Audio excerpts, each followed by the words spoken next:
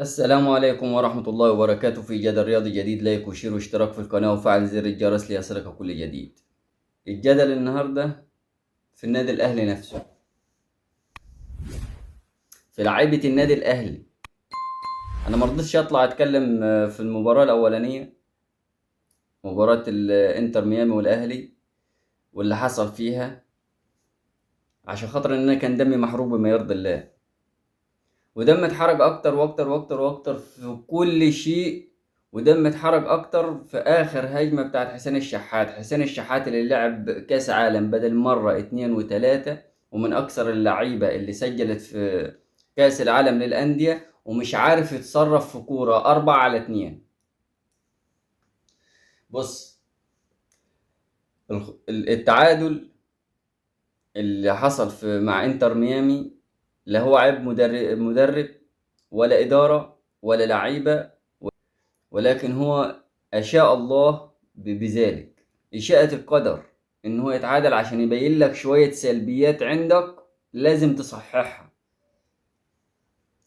السلبيات دي هي عبارة عن أنانية اللعيبة في بعض الأوقات. يعني واحد زي تريزيجيه، الواحد كان متوسم فيه الخير إن هو التالت في ضربات الجزاء، في تعداد ضربات الجزاء، إن هو اللي يلعب،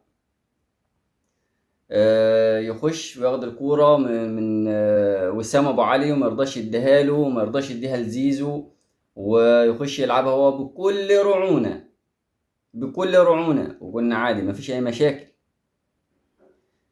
عندك مكتسبات المباراة الشناوي، الله أكبر عليه الشناوي، ده من مكتسبات المباراة.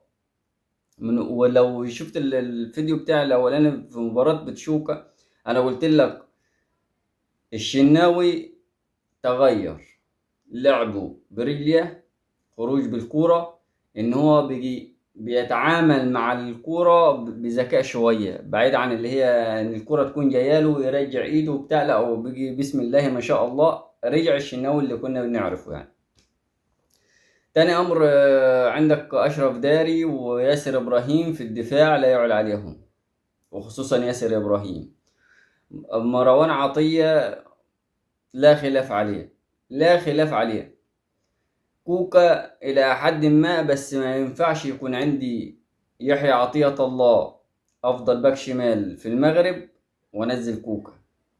نزول زيزو طبعا عمل فرق بصراحة كبير، وخروجه عشان خاطر إن المدرب أساسا اللي مش فاهم الحتة دي، اللي الزملكاوية بتاعت ستيلنبوش اللي خرجوا من ستيلنبوش اللي يزيطوا في الزيطة إن النادي الأهلي يتعادل مع إنتر ميامي اللي فيه ميسي وسواريز ونجوم.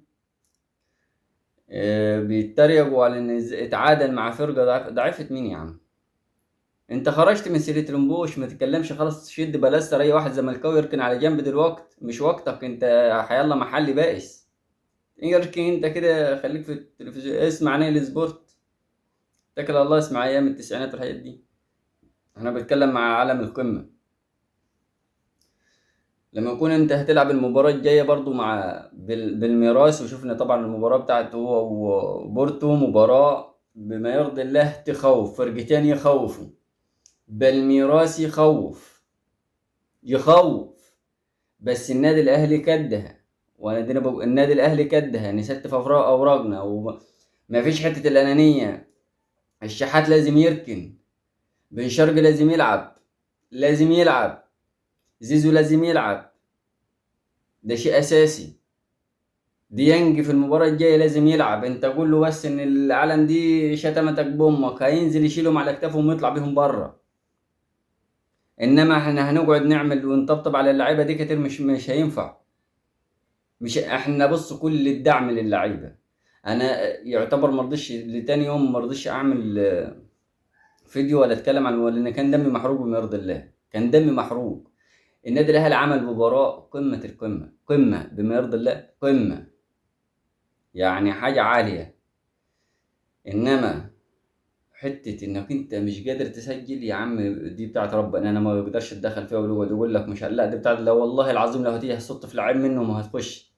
انما لازم يكون عندك شوية ضغط، شوية ضغط. الفرقة دي اضعف فرقة في المجموعة، ما ننكرش، ما فيهاش غير ميسي، ما فيهاش غير ميسي. انما احنا خلينا دلوقتي في المباريات اللي جايه، يعني قدامنا مباريتين، احنا عايزين من المباريتين دول يا عم الحاج فوز وتعادل. هيبقى عندنا 5 نقاط هنطلع بيهم فل الفل.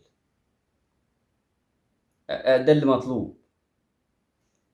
نشد حيلنا شويه ونلعب برجوله شويه، وبلاش الانانيه. حسين الشحات ده يعتبر، هنتكلم مش عايزين نمسك برضه في حسين الشحات على ان احنا نموت وخلاص وهنخنق ونسفف التراب عشان خاطر كورة وعدت. مازيزو اسمه ده تريزيجيه ضيع ضربة جزاء كانت سهلت لك الدنيا. ضيعنا 5 أهداف محققين، بما فيهم الكرة اللي هي طبعا طلعت تسلل، بقت تسلل، والكرة التانية اللي هي دخلت وما اتحسبتش وبقت تسلل برضه. فنشد حيلنا شوية، كل الدعم للنادي الأهلي، بالروح بالدم بأي شيء. يعني إن شاء الله بإذن الله نصعد للدور التاني بإذن الله. ده اللي احنا نطلبه، لأن بما يرضي الله لو حصل في الأمور أمور المباراة الجاية، مش هطلع انفخكم، أنا هطلع أنفخ اللي جابكم، واللي جابكم كمان. إنما كده احنا بندعمكم، غير كده ما يكونش عندنا أي كلام. من جماهير النادي الأهلي عملت معكم كل شيء. لحد كده وصلنا لنهاية الفيديو. دمتم في أمان الله. السلام عليكم.